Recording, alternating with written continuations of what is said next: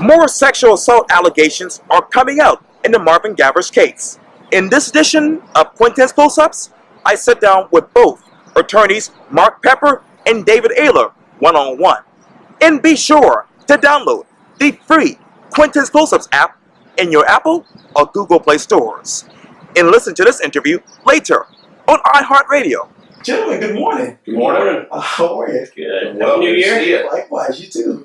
Well, we're heading into a new year, but obviously there's a lot of issues going on right now, particularly with the Charleston County School District.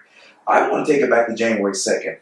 This is a headline from wi5news.com. It reads this: lawsuit details sexual assault allegations against Marvin Gethers from third victim. When you hear the third victim, where does your mind go to? Well, our client, who is in counseling and trying to, get back to where he was before this travesty happened to him. It was a long time ago, and he's been living with it for a long time. His parents are upset, obviously, and I think most importantly, the community's upset that CCSD could allow something like this to happen. The scariest part is you used the number 3, and at least in this situation, that's what it appears to be as far as what has really been discoverable. But what we've also seen through our investigation is that unfortunately there's a lot more, because the failure of the school district to protect not just this student but so many others really put them at the hands of a predator, and I think more is going to come to light as time goes on. What is that looking like right now? From the standpoint of what we already know and what we're learning, it's something that's progressive literally every single day. And what I mean by that is from the standpoint of what steps were taken and or not taken, whether it be to cover it up or just to have no action at all. And then, of course, also people coming forward that had either personal interactions that can relate to some of this abuse, or someone that they know or know of that may have been victims of the abuse themselves. And then we go back to this article. It reads this from Channel 5. The child disclosed that Gethers took him into a counseling room in Dunston, where Gethers slapped him in the face, punched him in the back, the suit stated.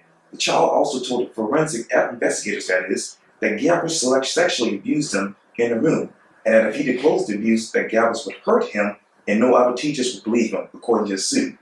And apparently, from what I read, none of the teachers did. Yeah, at least that's what it appears, or at least I think that's some plausible deniability there. But like so many other predators, he worked off really 2 things: availability, combining that with opportunity, but then most importantly, to keep his secrets, intimidation.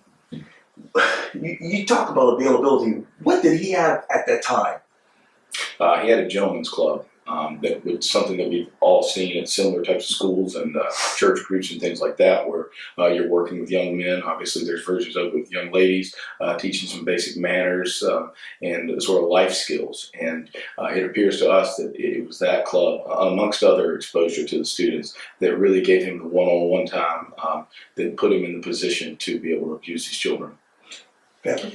One thing you got to remember is CCSD put him in a position to, quote-unquote, mentor young kids. I mean, he was the student concern specialist, okay?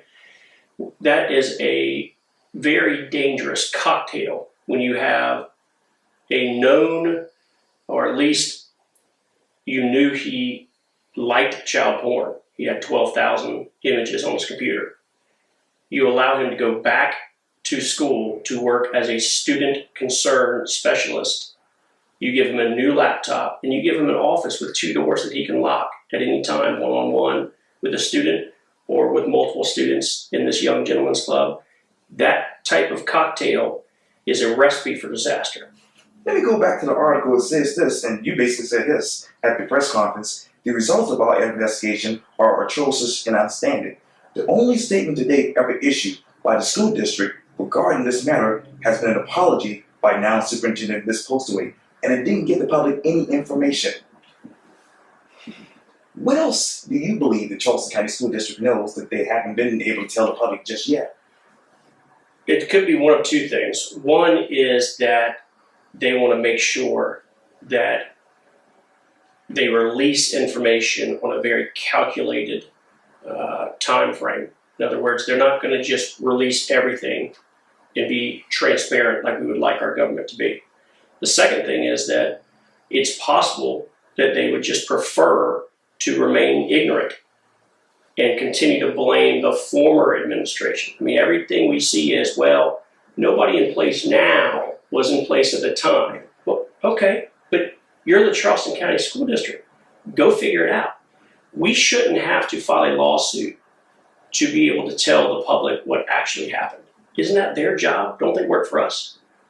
And let me go on to this. It says this: on December 13th, Dr. Jarita Postwaite apologized for the district's handling of the Gavers case. She said that while she was not superintendent at that time, she is sorry and hopes to one day get to the bottom of the decision making. Postwaite says an internal review at the district ordered was not thorough, but because certain people refused to be interviewed for their investigation. Have anybody been investigated or interviewed so far since this? So all the investigations that have been done, which is very limited, were on a voluntary basis. In other words, when Dr. Winbush presumably was asked to speak with the investigators, he chose not to, and there wasn't a damn thing they could do about it. When Jeff Scott, when McGinley, Right. when Malone, we don't know if they spoke with them or not. What we're sure of is that the main characters, the main ones that were involved, McGinley and Winbush, they weren't interested at all. That's not an investigation if you're not investigating and speaking with people that have knowledge. It was really just a facade. I mean, Yeah. It's just a raid. It's a an investigation that had no teeth. So when you boil it down to looking at it from that framework, we know that in the criminal world, you're innocent until proven guilty, and you have the right to remain silent. It doesn't work exactly the same way in the civil world in regards to being deposed and documents and discovery from subpoena. In this situation, that wasn't a power that they had, and it wasn't anything that they were utilizing over these individuals to, have them come forward, disclose what they knew when they knew it, and then why they did or didn't do what they did. And when you take that away, you take that power away, then you're really just trying to put on a show for the public that actually leads to no real results. Our lawsuit is going to lead to real results. As a matter of fact, Dr. Postwaite said this in a Phil statement. She says this quote: "It is next to impossible to determine why certain decisions were made due to the inability to question all the involved parties who were in place at that time." She cites the lack of cooperation, as you mentioned, of people who were unwilling to be interviewed, and the fact that Gavers could not be interviewed because he was deceased. Was Gavers actually interviewed before he passed away? No, and let me say this. Nobody at David Aylor offices and nobody at the Peper law firm does impossible. That is not a word in our vocabulary. If Postwaite wants to lean on the fact that it's just impossible to ever tell the public, then she can have that, okay? What we do possible, all right? And we're going to get to the bottom of it, period. That's inexcusable for her to say, it's next to impossible. Oh, we just can't get to it. That's not good enough, period. Who, what, when, why? Who knew what? When did they know it? Why didn't they do anything about it? How long? How long did it go on? Those are going to be questions that Dr. Winbush, Dr. McGinley, Principal Malone, and a whole slew of others are going to sit in that chair right there and answer. When will that happen? Sooner than you would expect. We are not interested in a long litigation process. We have our ducks in a row. We're going to figure this out quick. And I think what it can go to the current administration of, and this is what really has baffled us in learning what we already know, and then understanding what we hope people are truthful about when they do come in and are deposed under oath, is that, one thing that we don't understand is where the school district is in being concerned about not just what happened, but how they can avoid it from ever happening again. Because that they can't put on the blame of the former administration. That is something that should be dealt with today. You talk about this, obviously the policies and procedures. What was those policies and procedures prior to this case, and what are they like right now in your mind? So in 2017, they tightened them up a little bit and actually added the word child porn. Okay, you wouldn't think that would be necessary to add that language in there because the policies that were in place at the time were sufficient to remove him for cause, to fire him for cause, as soon as any pornography was found on this computer. It's right there in policy GBE, okay? They obviously didn't follow the policies. And so my question to you is, what good are policy and procedures if they're not followed? You then have no policy and procedures. And so David brings up a good point. If nothing else comes from this lawsuit, we're going to find out, and we're going to tell the public exactly who knew what, when, why, right? And we're going to make sure that the CCSD takes us seriously, okay? This is scary stuff. We're going to get policies enacted that are followed so that this cannot happen again. And I know, I hope I'm correct, I think I heard it right, but isn't Miss Malone the principal at Sam's Squad right now? She sure is. She sure is. Wow. What do you want to hear from her if you were able to interview her right now? We've got a slew of questions that we'd like Principal Malone to answer. And starting with the truth. Yeah. Where the questions go is going to be determined by what she says. We don't know what she's going to say because she hasn't spoken to anyone about it. Have you guys been able to talk to anybody in the Charleston County School Board at that particular time as well? No. Not at this point.